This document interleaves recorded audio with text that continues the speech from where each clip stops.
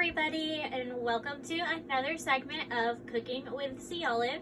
My name is Katie, if you haven't seen one of our other video recipe segments, and I work with Sea Olive here in Pigeon Forge to create great recipes that you yourself can do at home in your kitchen using Sea Olive products. So if you haven't seen any of our other videos, make sure you go check out those, but we're going to create a whole new recipe today. It's a super easy recipe. It does just take a little bit of time though, because you do have to marinate this one overnight, but I promise you it'll be well worth it. So today we're going to be making a buttermilk chicken curry, and we're going to be using two Sea Olive products, and they just happen to be two of my personal favorite products. And that is going to be the Sea Olive garlic cilantro balsamic vinegar and the Sea Olive harissa olive oil. So like I said, this is a really super simple recipe. So let's go ahead and get the prep work started. Okay, so here are the ingredients that you're gonna need in order to complete our buttermilk chicken curry recipe. 1 yellow onion, some curry powder, some turmeric, some cloves of garlic, chicken breasts, buttermilk, and then of course our Sea Olive garlic cilantro balsamic vinegar and our Sea Olive harissa olive oil. Now, like I said, there are just a few things that you will need to do in order to prep to get ready and make this nice marinade that we're gonna leave our chicken in overnight. So the first thing you're gonna wanna do is take your 1 yellow onion and slice it. Then we're going to take a large gallon sandwich baggie and place our onion in the bag. Next, we're going to take our garlic cloves. I've got about 5, and we're gonna peel those and then crush them.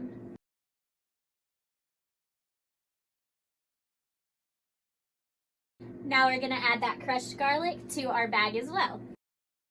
And finally, the last thing you're gonna do is slice your chicken breast in half, and be always mindful that you don't wanna cross-contaminate your chicken with anything else in your kitchen. So after you're done slicing your chicken, you'll wanna wash your hands, wash your cutting board, and maybe wipe down your counter where your chicken has been.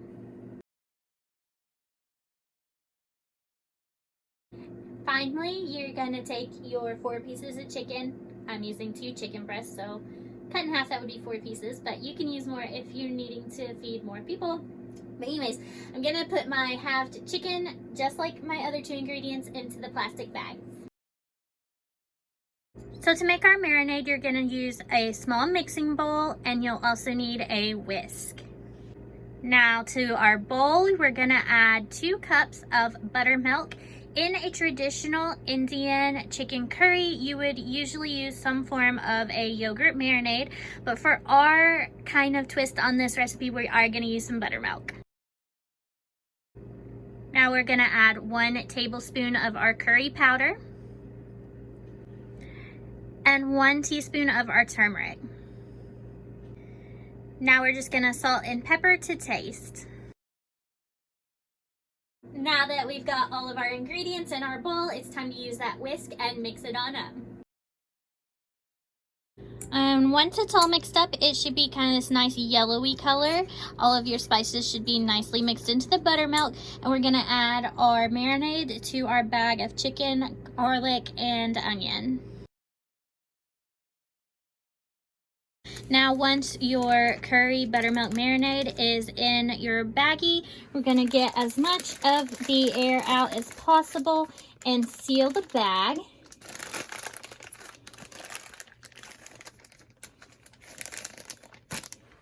And then we are just going to move it all around and make sure our chicken is very well coated. Now the first part of our recipe is complete. This is gonna go in your refrigerator overnight. So that's gonna give your chicken some great flavor and make it really nice and juicy and tender. So I'm gonna stick this in my refrigerator, and then I'm gonna see you right back here tomorrow night, and we'll finish making dinner together. Alright, so we are back. It is the next day. Yesterday we marinated our buttermilk curry chicken, and now it's ready to go ahead and cook it and make dinner. So I've gone on and taken my chicken out of the refrigerator, and we're going to pour the entire contents of this bag into a baking dish. Next, we're going to drizzle our chicken with our Z Olives harissa olive oil. Now we're going to set that to the side for just a minute, and we're going to preheat our oven to 350 degrees Fahrenheit. While we wait for our oven to preheat, we're going to make a little side dish.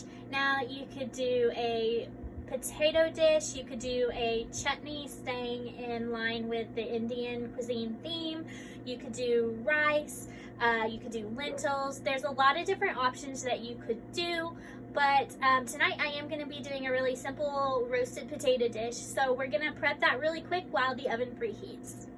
So in a mixing bowl, I have just chopped up a couple potatoes, and then I'm going to add a few ingredients to the bowl. First, I'm going to add a drizzle of our harissa olive oil. Then I'm going to add a drizzle of the Z Olive garlic cilantro balsamic vinegar. Just a little bit of the turmeric. Some garlic powder. And then salt and pepper to taste. Now we're just going to give that a nice stir to make sure all of your potato pieces are coated and that all of your seasonings are nice and well spread out. For the olive oil and the balsamic vinegar, you can use about 2 parts oil to 1 part vinegar. You don't need quite as much vinegar as you do olive oil. And also I wanted to point out in this recipe, if you are not a big fan of cilantro, because I know some people love cilantro and then some people think it tastes disgusting. So if you are one of those people that thinks cilantro tastes like soap, then you could, instead of using the garlic cilantro balsamic vinegar, you could opt to just use the Olive's garlic balsamic vinegar instead. That would also work in this recipe. So we're going to go ahead, and now that our potatoes are nice and coated, and we're going to put those in a baking dish as well. Now we're going to go ahead and place both of our pans in our oven. We're going to let that cook for 45 minutes for the chicken to become fully done. Before you put your chicken in the oven, you will want to cover it with some aluminum foil, and so that way they'll keep the moisture in. So I'm going to cover my dish with aluminum foil, get my potatoes on in the oven, and then I will see you back here in 45 minutes.